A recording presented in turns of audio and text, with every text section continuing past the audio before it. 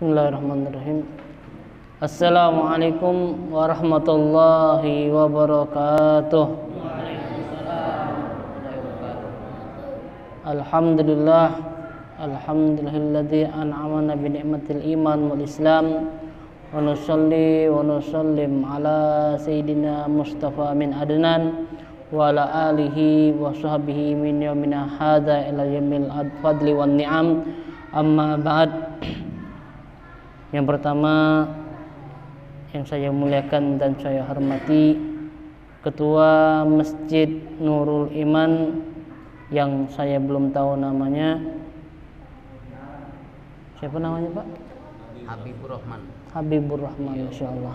Habib Siko Abdul Rahman yang malam ini kan kita hadir. Bapak Habibur Rahman dan segenap pengurus daripada Masjid Nurul Iman yang tidak bisa saya sebutkan satu persatu, namun tidak mengurangi rasa hormat saya kepada antum sekalian.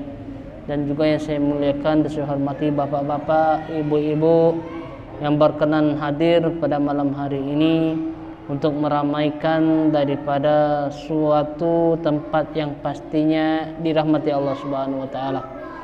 Suatu tempat yang pastinya dinaungi daripada pengampunan Allah Subhanahu wa taala, yaitu kita berkumpul di rumah, salah satu rumahnya Allah Subhanahu wa taala, guna untuk mendekatkan diri kita kepadanya, guna untuk selalu mencari ridhonya. Semoga dengan apa yang kita perbuat pada malam hari ini akan menjadi saksi kita kelak di hari kiamat atau di padang mahsyar, untuk kita pertanggungjawabkan segala amal-amal kita kepada Allah. Masjid ini akan menjadi saksi kita bahwasanya kita pernah beribadah kepadanya, pernah membaca Al-Quran di dalamnya, pernah untuk berdoa kepada Allah Subhanahu wa taala, dan juga selalu kita berada di masjid ini dengan keadaan kita selalu mendekatkan diri kita kepada Allah. Semoga amal perbuatan kita diterima oleh Allah Subhanahu wa taala. Amin ya rabbal alamin. Kemudian salawat beserta salam tak henti-hentinya juga marilah kita selalu mendahulukan salawat kepada Rasulullah sallallahu alaihi wasallam, kepada para keluarganya, kepada para pengikutnya hingga akhir zaman. Dengan salawat kita akan mendapatkan sebuah kemuliaan dari Allah, yaitu kemuliaan mendapatkan syafaatnya kelak di hari kiamat, yang dengan syafaat tersebut kita akan memasuki surganya Allah Subhanahu wa taala. Semoga kita digolongkan oleh Allah Subhanahu wa taala sebagai umat yang akan mendapatkan syafaatnya kelak di hari kiamat. Amin ya rabbal alamin. Alhamdulillah. Jadi mengingat waktu, kita akan memulai pelajaran kita tentang masalah tasawuf. Tasawuf ini kita buka sedikit apa itu tasawuf. Beda dengan akidah, beda. Tasawuf ini adalah untuk lebih ke masalah kebersihan hati. Ya, tasawuf ini untuk kebersihan hati, Pak. Untuk kita berusaha memanu biar kita ini tidak punya penyakit hati. Ini gunanya tasawuf.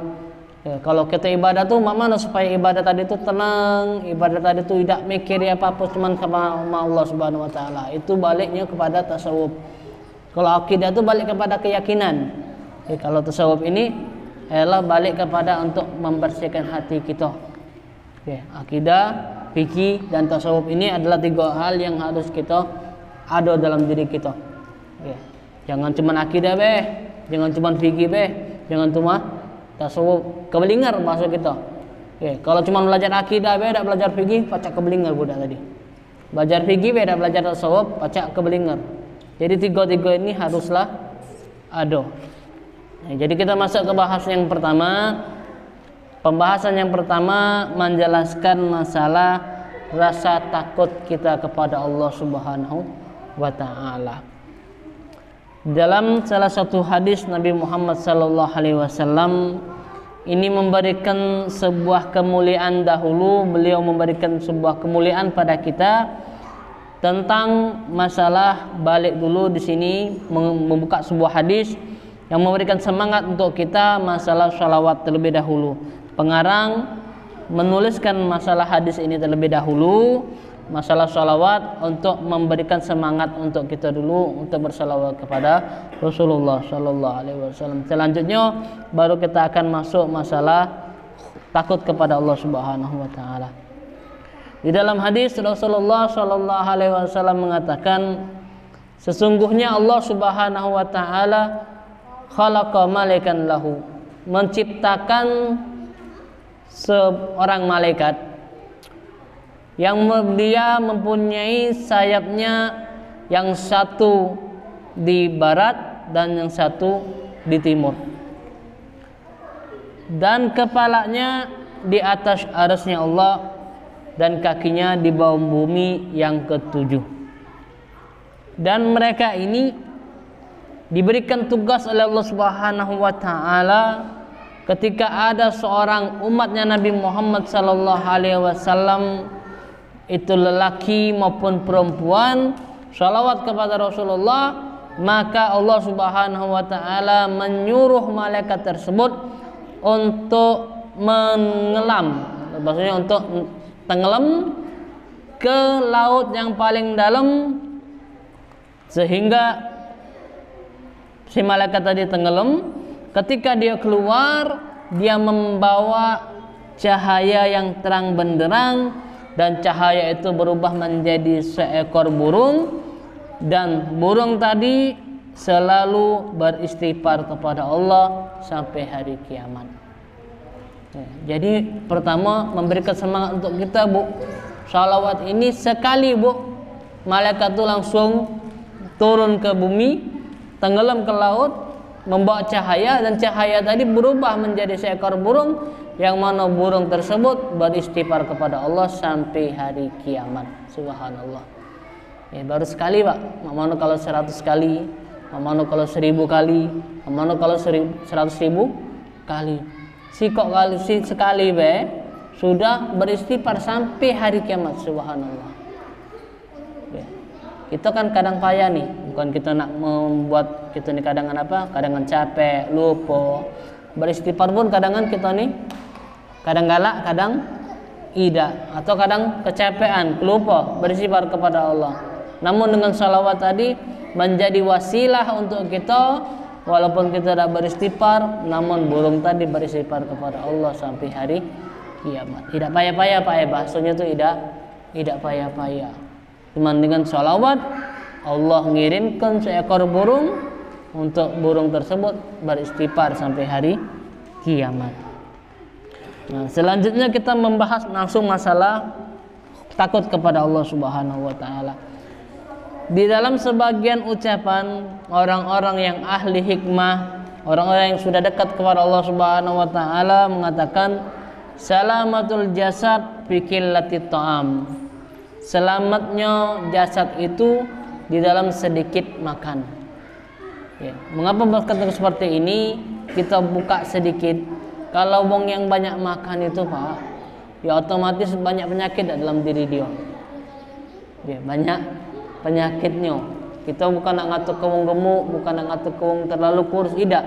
Namun inilah yang dikatakan orang yang mereka itu banyak makannya, ujung-ujungnya mereka itu tidak bakalan sehat badannya. Jadi kita ngambil pelajaran daripada masalah puasa kemarin. Mengapa Allah Subhanahu Wa Taala wajibkan umat Islam untuk puasa? Selain kewajiban, itu ada hikmah di dalamnya. Apa hikmah tersebut? Memberikan kesehatan kepada orang yang berpuasa. Tak kata kita pernah dengar kalau wong puasa itu sakit, ada tak? Tidak kata. Malah kalau galak dengar habis puasa itu penyakit mahnya kadangan hilang. Ini memberikan hikmah, memberikan pengertian bahwasanya dengan kita sedikit makan, maka tubuh kita akan menjadi tubuh yang sehat. Maksudnya apa? Jangan kita salah pengertian. Berarti Ustaz kalau mau makannya sedikit itu kuruslah wong itu. Bukan juga dikit niat, bukan juga kebanyakan niat. Kalau kata Ustaz tadi, kalau dikit makan itu lebih bagus. Dikit makan di dalam arti kata ini bukannya membuat diri kita saking dikitnya kering-kering gitu, tidak juga, bukan. Namun memberikan pengertian untuk kita supaya bagaimana cara kita ini tidak membuat hobi makan diri kita. Itu maksudnya. Ya, biar dikatakan dalam sebuah ucapan itu bahwasanya orang yang banyak makan itu maka otomatis nafsunya bakalan besar. Ya, otomatis nafsunya itu hawa nafsunya lebih besar daripada orang yang sedikit makan. Ya, maka sangat berhati-hati daripada kita untuk berusaha dari sekarang bagaimana caranya supaya kita ini sedikitkan makan. Ya, kita ngembek daripada apa yang dilakukan oleh Rasulullah dan para sahabat. Ya, yang mana para sahabat dan Rasulullah mereka sedikit makannya namun ibadahnya kuat. Ya. Menjadi pelajaran untuk kita juga, Pak. Kita kadang lucu juga ngapa? Kalau puasa, ya, dari pagi sampai sore lapar, nauzubillah. Tapi kalau buka, begebukan tidak makannya, Pak. Begebukan tidak makannya, ado ini, ado itu. Ya, sudah ini nambah lagi. Enggak, akhirnya penuh perut kita. Apa yang kita dapatkan setelah penuh perut kita? Malas dah ibadah, lesu ibadah, lesu. Barulah 2 rakaat, 4 rakaat, mata lah ngantuk. Banyakan makan tadi. Ya, ini memberikan pelajaran untuk kita. Ya, kalau kita pengen ibadah kuat, ya, jangan banyak makan. Ya, memberikan. Ngapa gunanya juga kalau malam-malam kita sedikit makan, ini memberikan pengertian untuk kita bisa galak sholat tahajud, Pak. Subhanallah. Ya. Kita sedikit makan waktu malam itu memberikan pelajaran untuk kita kalau malam-malam bisa kita untuk sholat tahajud. Ya. Bahasa kitanya lapar dalu. Lapar dalu. Tapi apa gunanya kalau kita lapar dalu? Embek positifnya apa? Biar kita galak sholat tahajud. Itu positifnya. Ya, kalau kita makanlah banyak-banyak malam, agak lapar dalu pula, tidak apa-apa. Yang penting kita gak bisa untuk sholat tahajud. Ya, itu faedahnya kalau kita waktu malam makan sedikit. Ya, kalau kita kan sekarang ini apa? Sebelum malam itu gebuk makan banyak, akhirnya sholat tahajud hilang kadangan, nauzubillah, karena kebanyakan makan tadi. Kadangan subuh hilang juga, Pak, bener tak? Kadangan subuh hilang juga, banyak makan tadi. Kadangan, insyaallah dak kate. Ya, ini fungsinya kita disuruh kalau malam-malam makan sedikit, Ibu ya. Malam-malam makan sedikit, Ibu. Jaga kesehatan. Kalau kami pernah baca tuh, kalau malam hari lambung ini sudah tidak main lagi bahasa kita. Kalau bahasa kedokterannya, kalau malam-malam lambung ini sudah tidak begawe lagi bahasa kita. Kita dipaksa gawe masih. Itulah ujung-ujungnya penyakit timbul, malas iya. Ya, semoga kita bisa berupaya sedikit demi sedikit membuat diri kita ini sedikit makan. Dan yang kedua apa kata beliau? Wasalamat ruh fi qillatil asam. Selamatnya ruh kita ini di dalam sedikitnya dosa. Nah, mengapa kita pernah dengar semakin banyak kita berdosa, semakin tubuh kita ini lesu nak ibadah? Pernah dengar apa? Semakin banyak kita berdosa, semakin tubuh ini lesu ibadah. Kenapa? Melalui kalimat ini memang benar. Karena selama kita membuat dosa, maka ruh di dalam diri kita ini lesu nak ibadah. Maka ada penakatan, selama tubuh kita diberi makanan yang ada di dalamnya keharaman, maka anggota tubuh kita bakalan lesu. Pernah dengar seperti itu? Selama perut kita diberikan makanan yang tidak halal di dalamnya atau perkara yang mendekati haram, maka tubuh ini akan membuat lesu. Kenapa? karena ditumpuk dengan maksiat, karena ditumpuk dengan sebuah dosa kepada Allah Subhanahu wa taala. Maka ada ucapan seorang itu ketika dia memasukkan perutnya sebuah makanan yang ada keharaman di dalamnya, maka anggota tubuh tersebut mau tidak mau akan membuat maksiat. Ini bahayanya tuh. Mau tidak mau dia pasti akan maksiat karena dia masukkan dalam diri dia sebuah makanan yang enggak halal. Dan sebaliknya dikatakan oleh Rasulullah, seorang yang memasukkan dalam dirinya sebuah makanan yang halal, mau tidak mau dia akan taat kepada Allah Subhanahu wa taala. Jadi pelajaran untuk kita pengen semangat ibadah, maka jauhi daripada maksiat. Pengen semangat ibadah, maka jauhi makanan-makanan yang berbau keharaman. Hati-hati. Kalau tubuh kita ini sudah dagala ibadah lagi, maka celakalah hidup kita. Nah, ibadah lesu.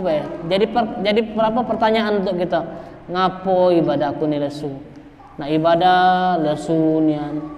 Nak taat lesu nian. Pikir apa yang masuk dalam perut kita, apa yang kita lakukan sehari-hari. Inilah yang bisa menjadikan pertanyaan kita jawaban untuk kita. Ngapo kadangan kita ini lesu ibadah? Ngapo kadangan kita ini malas ibadah? Cuman dua, nyingoi makanan kita atau nyingoi perbuatan kita. Ya, kalau sudah dua kok ini ada dalam diri kita, maka itu adalah sebuah kepastian. Gara-gara kau maksiat, gara-gara kau tidak makan halal, inilah yang membuat kau lesu. Ya, jadi dua kok pengen nyingok ngapa kita malas ibadah. Yang pertama nyingok makanan kita, yang kedua nyingok perbuatan kita. Ya, kalau kita sudah tinggal kedua-duanya, yakinlah kita bakalan semangat ibadah kepada Allah Subhanahu wa taala. Dan yang ketiga adalah wasalamatud din fi sholati ala khairil anam, dan selamatnya agama ini di dalam salawat kepada Rasulullah sallallahu alaihi wasallam. Nah, sekarang kita bahas masalah takut kepada Allah Subhanahu wa taala. Di dalam ayat Allah Subhanahu wa taala mengatakan, ya ayyuhalladzina amanuttaqullah, wahai orang-orang yang beriman, takutlah kepada Allah Subhanahu wa taala. Takut di sini maknanya apa? Takwa di sini maknanya apa? Takwa kalau kita ngomongkan adalah menjalankan perintahnya, menjauhi segala larangannya. Nah, berarti dengan ucapan seperti ini memberikan pengertian untuk kita adalah makna takwa kepada Allah adalah insyaallah takut kepada Allah Subhanahu wa ta'ala, menjalankan perintahnya, menjauhi larangannya. Ini sama baik kita takut tak kepada Allah. Karena kita takut kepada Allah, kita jalankan perintah Allah. Karena kita takut kepada Allah, kita jauhi larangan Allah. Jadi maksud takwa kepada Allah Subhanahu wa ta'ala ialah makna takwa kepada Allah Subhanahu wa ta'ala ialah takut kepada Allah Subhanahu wa ta'ala. Paham di sini maksudnya?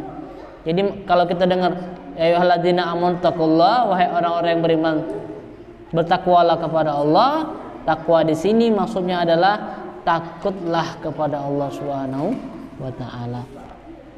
Dan dilanjutkan wal tanzur nafsun ma qadamat lighad, dan perhatikanlah apa yang akan terjadi di esok hari. Maksudnya apa? Ma'amilat di yaumil qiyamah wa ma'nahu tasaddaqu wa amilu bi ta'ah tajadu sawabaha yaumil qiyamah. Ya, setelah takwa kepada Allah, maka untuk semakin kita mempunyai rasa takut kepada Allah Subhanahu wa taala, memikirkan apa yang akan terjadi esok hari. Maksudnya apa? Mengakukan amal-amal untuk hari kiamat. Biar apa? Biar engkau ketika melakukan ketaatan kepada Allah, engkau akan mendapatkan pahalanya di hari kiamat. Sudah takut kepada Allah dengan menjalankan perintahnya, menjauhi larangannya, dilanjutkan lagi, dan engkau beramal untuk kemudian hari.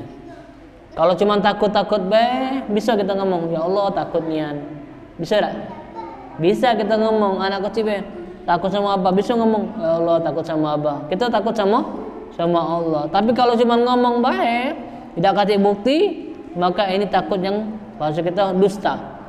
Nah, kalau pengen membuktikan kita takut kepada Allah Subhanahu wa taala, maka kita dalam hati kita memang benar-benar takut kepada Allah, namun kita melakukan juga amalan-amalan untuk kita bertemu Allah. Bukan cuma ngomong baik.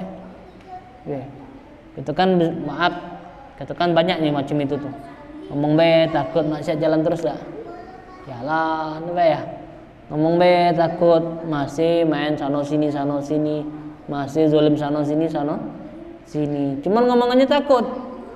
Ini adalah takut yang dusta. Kalau takut benar-benar dia melakukan amal-amal yang saleh untuk bagaimana caranya ketika kita takut dengan zat Allah, ketika kita bertemu sama Allah menjadi tidak takut lagi. Itu benar-benar takut kepada Allah Subhanahu wa taala.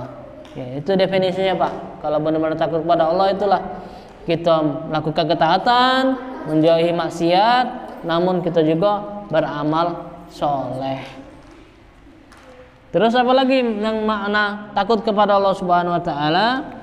Selanjutnya wattaqullah innallaha khabir bima ta'malun.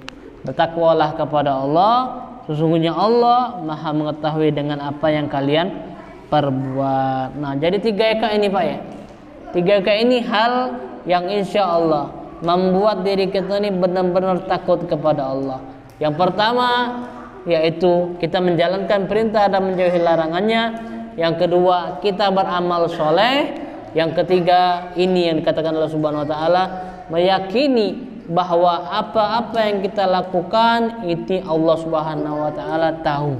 Maksudnya apa di sini dijelaskan minal khairi wasyarr wa innal malaika was sama wal ard wal laili wan nahari yaumil qiyamah yashhaduna bima amala ibnu adam min khairi wasyarr.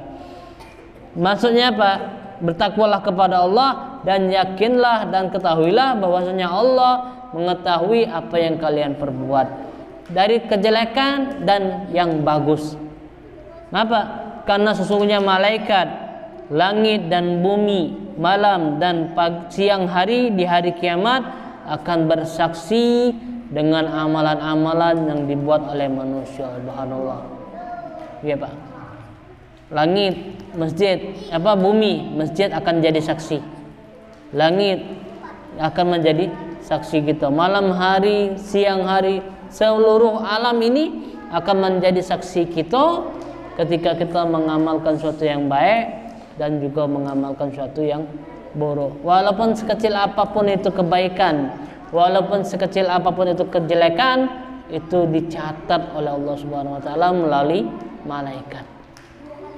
Makanya kita perlu wanti-wanti atau berjaga diri, kita yakini bahwasanya apa yang kita lakukan ini sudah pasti dilihat oleh Allah Subhanahu wa taala. Atau bahasa kasarnya seperti ini Pak, timbulkan dalam diri kita sifat ihsan kepada Allah Subhanahu wa taala. Apa sifat ihsan itu? Anta'budullaha ka'annaka tarah fa illam takun tarah fa innahu yaraka. Ini sesungguhnya engkau beribadah kepada Allah seolah-olah Allah melihatmu, ya, seolah-olah engkau melihat Allah. Kalau tidak juga yakinilah bahwasanya Allah melihatmu. Kalau sudah ada dalam diri kita sifat ihsan ini, maka insya Allah sedikit demi sedikit ibadah kita menjadi ibadah yang baik. Okay. Gawe kita menjadi gawe yang baik. Kenapa? Nak maksiat langsung ya astagfirullah, ada Allah yang lihat. Okay. Nak berbuat maksiat langsung astagfirullah, ada Allah yang jingok. Kalau sudah macam ini aman hidup kita Pak. Okay. Nak maksiat langsung jauh, langsung ingat sama Allah. Okay. Nak berbuat taat langsung ingat sama Allah, aman hidup kita. Makanya dalam diri kita belajar dari sekarang untuk bagaimana caranya supaya ada dalam diri kita ini sifat ihsan kepada Allah Subhanahu wa taala. Dan ma'asyiral hadirin kata Allah Subhanahu wa taala, selanjutnya selain langit, bumi, malam hari, siang hari, di hari kiamat akan bersaksi, dan anggota tubuh kita pun akan bersaksi kepada Allah Subhanahu wa taala. Hatta jawariha tashhadu alaihi, sehingga seluruh anggota tubuh ini akan bersaksi kepada Allah Subhanahu wa taala. Dan di sini diucapkan tashhadul lil mu'min wa zahid wa taqulu shalla alaihi wa sama. Maka anggota tubuh ini, Pak, akan bersaksi kepada Allah dan mereka mengatakan salat atasku, haji, puasa, dan engkau berjihad. Wa yahrul mu'min, engkau menyenangi hati orang mukmin, maka mereka mendapatkan di sisi Allah Subhanahu wa taala kegembiraan. Subhanallah. Tangani, mata, kaki, dan anggota tubuh kita belajar sekarang untuk gunakannya dengan hal-hal yang baik. Mata kita gunakan untuk baca Al-Quran, mata kita gunakan untuk melihat yang baik-baik, tangan untuk membantu orang muslim, kaki untuk jalankan ke masjid, jalan ke tempat yang baik-baik, dan lain hal sebagainya kita gunakan agar supaya kelak segala anggota tubuh kita ini akan menjadi bahasa kita pembela kita. Ya Allah, jangan kau siksa dia, tangan ini pernah buat baik ya Allah. Ya Allah, jangan kau azab dia, kaki ini pernah jalan ke masjid, pernah jalan ke majelis ta'lim. Mata jangan engkau siksa ya Allah. Pernah baca Al-Quran. Sering, bukan pernah. Kalau pernah tuh jarang-jarang boleh. Bubah kalimat ini jangan jadi pernah, tapi sering baca Al-Quran. Tangan ini sering bantu wong, kaki ini sering datang ke masjid. Anggota tubuh kita ini minta ke sama Allah agar dia bersaksi, ngomongkan kalimat bukan pernah, tapi kalimatnya sering melakukan kebaikannya Allah.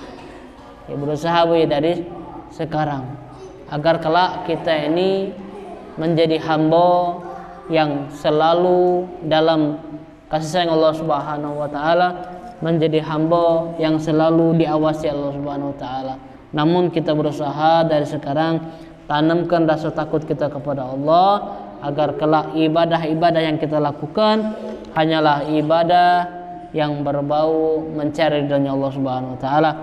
Mungkin ini saja bisa Al-Fakir sampaikan. Insyaallah kita akan lanjutkan di bulan depan dengan taufik hidayah Allah Subhanahu wa taala, dan kita minta kepada Allah Subhanahu wa taala agar Allah jadikan kita hamba yang taat kepadanya, hamba yang selalu mencari ridhonya, hamba yang Allah Subhanahu wa taala sayangi dan kasihi, dan semoga Allah panjangkan umur kita di dalam ketaatan kepada Allah Subhanahu wa taala. Amin ya rabbal alamin. Wabillahi taufiq hidayah. Wassalamualaikum warahmatullahi wabarakatuh.